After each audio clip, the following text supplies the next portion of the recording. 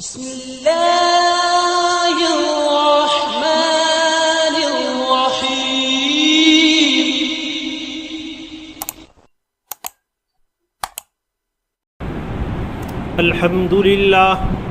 الحمد لله نحمده ونستعينه ونستغفره ونؤمن به ونتوكل عليه ونعوذ بالله من شرور أنفسنا ومن سيئات أعمالنا من يهده الله فلا مضل له ومن يضلله فلا هادي له ونشهد أن لا إله إلا الله وحده لا شريك له ونشهد أن سيدنا وسندنا وشفيعنا وحبيبنا وأولانا ومولانا محمدا عبده ورسوله أرسله الله تعالى بالحق كافة للناس بشيرا ونذيرا وداعيا إلى الله بإذنه وسراجا منيرا.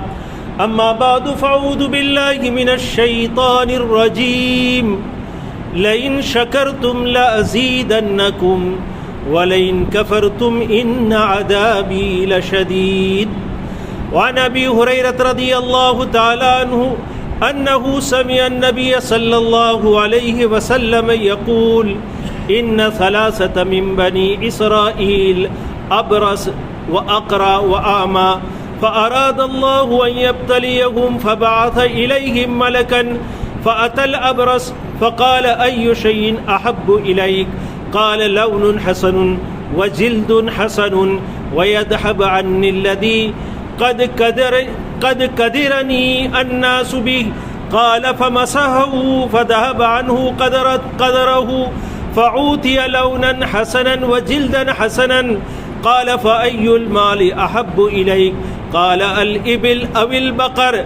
شق إسحاق فأوتي ناقة أشرا وقال بارك الله لك فيها.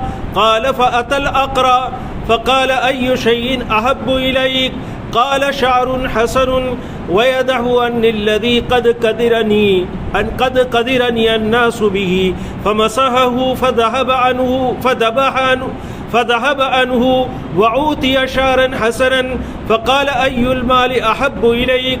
قال البقر أو الإبل. فعوتي بقرة حاملا. قال بارك الله لك فيها. فأتى الأعمى فقال أي شيء أحب إليك؟ قال أن يرد الله إلي بصري فأبصر به الناس. فمسحه فرد الله إليه بصره. قال فأي المال أحب إليك؟ قال الغنم. فأوتي شاة والدا فانتج هذان وولد هذا. فكان لهذا واد من الإبل ولهذا واد من البقر ولهذا واد من الغنم.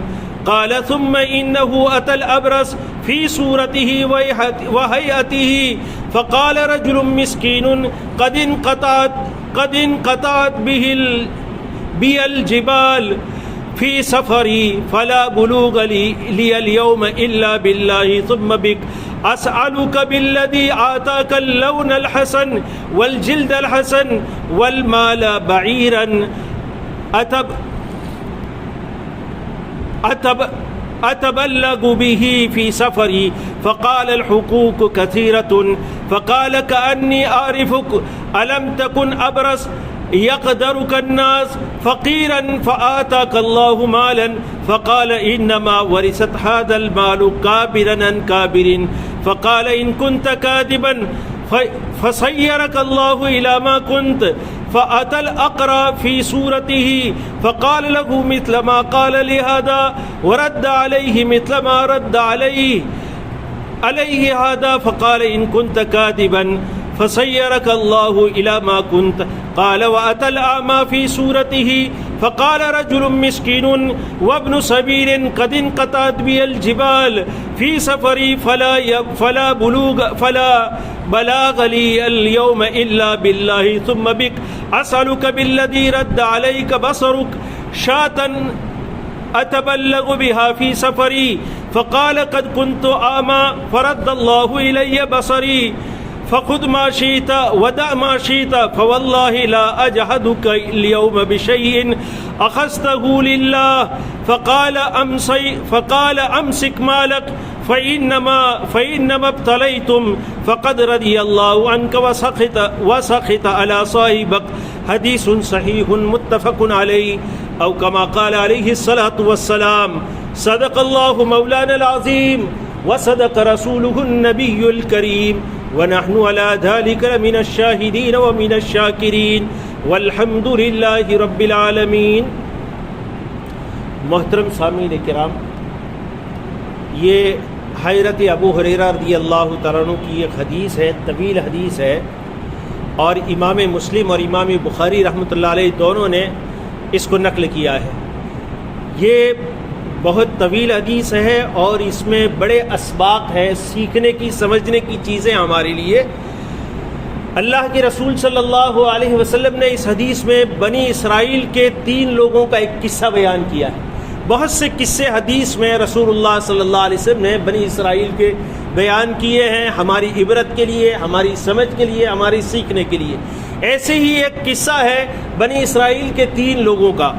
حضرت ابو ہریرہ رضی اللہ تعالیٰ عنہ روایت کرتے ہیں کہ میں نے نبی کریم صلی اللہ علیہ وسلم کو یہ فرماتے ہوئے سنا کہ آپ فرما رہے تھے کہ بنی اسرائیل میں 3 لوگ تھے، 3 آدمی تھے. ایک ایسا تھا ابرس کی بیماری تھی، یعنی کوڑی تھا، اس کے جسم پر داغ تھے، اس کی چمڑی اچھی نہیں تھی اور اس کی وجہ سے لوگ اس سے نفرت کرتے تھے. دوسرا آدمی ایسا تھا جو گنجا تھا، جس کے سر میں بال نہیں تھے اور اس وجہ سے بھی لوگ اس سے نفرت کرتے تھے، اس کا مذاق بناتے تھے. اور تیسرا آدمی ایسا تھا جو نابینا تھا، اندھا تھا، جس کی آنکھیں نہیں تھی، دیکھ نہیں سکتا تھا. اور یہ تو ان کی جسمانی حالت تھی، اس کے علاوہ مالی اعتبار سے بھی وہ فقیر اور مسکین تھے، تنگ دست تھے، ان کے پاس دنیاوی ظاہری اسباب بھی نہیں تھے، ہر اعتبار سے پریشان تھے. اللہ تعالیٰ شانہ نے ایک فرشتے کو بھیجا ان تینوں کے امتحان کے لیے، ان کی آزمائش اور پریکشا کے لیے. تو اللہ تعالیٰ نے جب ان کی امتحان کا، ان کی پریکشا کا ارادہ کیا تو اللہ نے ان کے پاس ایک فرشتے کو بھیجا. فرشتہ سب سے پہلے اس آدمی کے پاس آیا جو کوڑی تھا، جس کے جسم پر داغ تھے، نشان تھے، جس کی چمڑی اچھی نہیں تھی اور اس وجہ سے اس کا جسم بدنما لگ رہا تھا، لوگ اس سے دور بھاگتے تھے. اس کے پاس وہ فرشتہ آیا اور فرشتے نے اس سے پوچھا کہ بھئی تمہیں کیا پسند ہے، کیا چاہتے ہو تم؟ تو سیدھی بات ہے، وہ یہی کہے گا کہ بھئی میری جسم سے یہ جو بدنما داغ ہے وہ دور ہو جائے اور یہ تکلیف کی وجہ سے لوگ مجھ سے نفرت کرتے ہیں، یہ ختم ہو جائے. تو اس نے یہی جواب دیا کہ بھئی میں یہ چاہتا ہوں کہ یہ مجھے اچھی چمڑی مل جائے، اچھا کلر مل جائے اور یہ داغ مجھ سے ختم ہو جائے اور جس سے لوگ مجھ سے نفرت کرتے ہیں. تو فرشتے نے اس کے جسم پر ہاتھ پھرایا اللہ کے حکم سے اور وہ اللہ کے حکم سے اچھا ہو گیا. اس کو بہترین اس کی چمڑی آ گئی اور خوبصورت رنگ اس کو مل گیا. اور پھر فرشتے نے اس سے پوچھا کہ تجھے مال کون سا پسند ہے، مال میں کیا چاہیے تجھے؟ تو یہاں راوی کو اختلاف ہو گیا، شک ہو گیا. راوی کہتے ہیں اس نے کہا مجھے اونٹ چاہیے، یا یہ کہا کہ مجھے گائے چاہیے، یہ کہا. دونوں میں سے کوئی ایک بات کہی، راوی کو شک ہو گیا. خیر جو بھی کہا ہو، تو پھر فرشتے نے اسے ایک 10 مہینے کی گابن اونٹنی دی.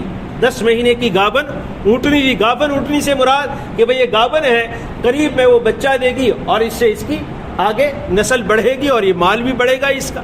اس کو گابن اونٹنی دی اور فرشتے نے اس کے لیے دعا کی کہ اللہ تجھے تیرے مال میں برکت دے. اور پھر وہاں سے چلا گیا. اس کے بعد وہ گنجے کے پاس آیا جس کے بال نہیں تھے، اس کے پاس فرشتہ پہنچا اور اسے پہنچا کہ بھئی تو کیا چاہتا ہے، تجھے کیا پسند ہے؟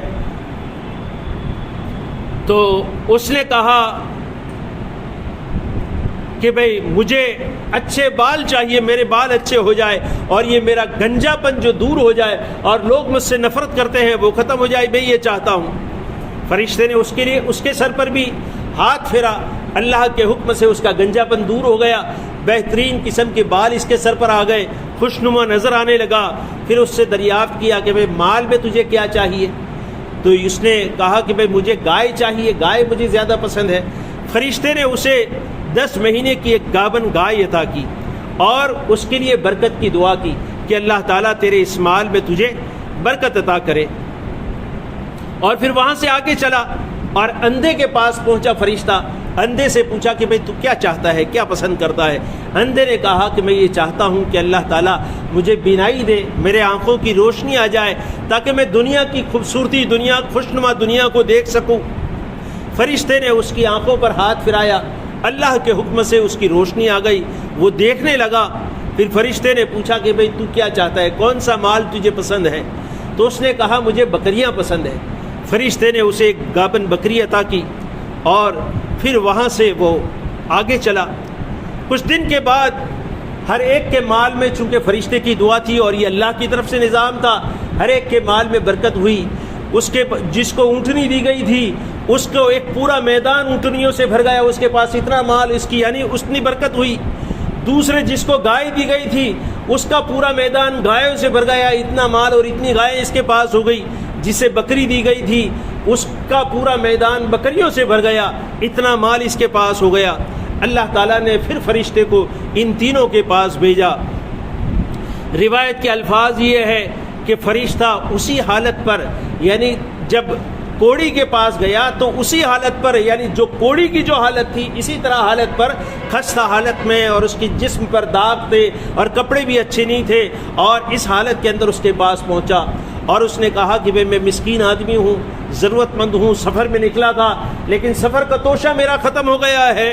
اب میں اللہ کی مرضی سے, اللہ کے فضل سے, اور تو مجھ پر انعام کرے تو تیرے انعام کے ذریعے سے اپنے گھر پہنچ سکتا ہوں. اس کے علاوہ میرے پاس گھر پہنچنے کی کوئی شکل نہیں ہے, اس لیے میں چاہتا ہوں کہ تو مجھے ایک اونٹنی عطا کرے تاکہ اس اونٹنی کے ذریعے سے میں اپنا سفر طے کروں اور گھر پہنچ جاؤں. تو اس نے یہ جواب دیا کوڑی نے کہ بھئی میرے پاس تو بہت سے حقوق ہیں, یعنی بہت سے لوگوں کی ذمہ داریاں ہیں میرے پاس, اس لیے میرے پاس مال زیادہ نہیں ہے, میں تیری مدد نہیں کر سکتا. فرشتے نے کہا کہ میں تجھے پہچانتا ہوں, تجھے جانتا ہوں کہ تو پہلے کوڑی تھا, اللہ نے تجھے اچھی جلد عطا کی, اچھی چمڑی کی عطا کی, تیری تکلیف, تیری بیماری اللہ نے دور کی, اور اللہ نے تجھے یہ مال عطا کیا اور آج تو اتنا مالدار ہوا. اس نے کہا کہ یہ مال مجھے کسی نے نہیں دیا, یہ مال تو پیڑھی در پیڑھی میرے پاس آ رہا ہے, میرے باپ دادا سے مجھے وراثت میں ملا ہے, مجھے کسی نے دیا نہیں ہے. یہ کہہ کر اس نے بات کو ٹال دی اور اس کی مدد مسافر کی نہیں کی. تو فرشتے نے اس سے یہ کہا کہ اگر تو جھوٹ بول رہا ہے تو اللہ تعالیٰ تجھے ویسے ہی کر دے جیسے پہلے تو تھا. یہ کہہ کر فرشتہ آگے چلا اور اس کے بعد گنجے کے پاس آیا. گنجے کے پاس آ کر بھی فرشتے نے وہی درخواست کی کہ بھئی میں ایک مسافر ہوں, راستے چلتا اور میرا مال بھی ختم ہو گیا ہے اور توشہ ختم ہو گیا, اب میں یا تو اللہ کے فضل سے یا تیری مدد سے گھر پہنچ سکتا ہوں, اس کے بغیر میں گھر نہیں پہنچ سکتا. اس لیے میں چاہتا ہوں کہ اگر تو ایک گائے مجھے دے دے تاکہ اس کے ذریعے سے میں اپنی ضرورت پوری کروں اور اپنا سفر پورا کر کے میں اپنے گھر پہنچ سکوں. تو اس نے بھی جیسے پہلے والے نے جواب دیا ایسے ہی اس نے بھی جواب دیا. پھر فرشتے نے اس کے لیے بھی وہی دعا کی کہ اگر تو جھوٹ ہے تو پھر اللہ تجھے ویسے ہی کر دے جیسے پہلے تو تھا. اس کے بعد پھر آخر میں وہ اندھے کے پاس پہنچتا ہے اور اندھے کے پاس پہنچ کر اس سے بھی وہی بات ہوتی ہے کہ بھئی میں ایک مسافر ہوں, سفر میں نکلا ہوں اور میرا سفر کا توشہ ختم ہو گیا, مال میرا ختم ہو گیا, اب میرے لیے گھر پہنچنا ممکن نہیں ہے, یا تو اللہ کے فضل سے پہنچ سکتا ہوں یا تیری مدد سے پہنچ سکتا ہوں. تو ایک آدھ بکری اگر مجھے دے سکتا ہے تو اس کے ذریعے سے میں اپنی ضرورت پوری کر کے اپنے گھر تک میں پہنچ جاؤں.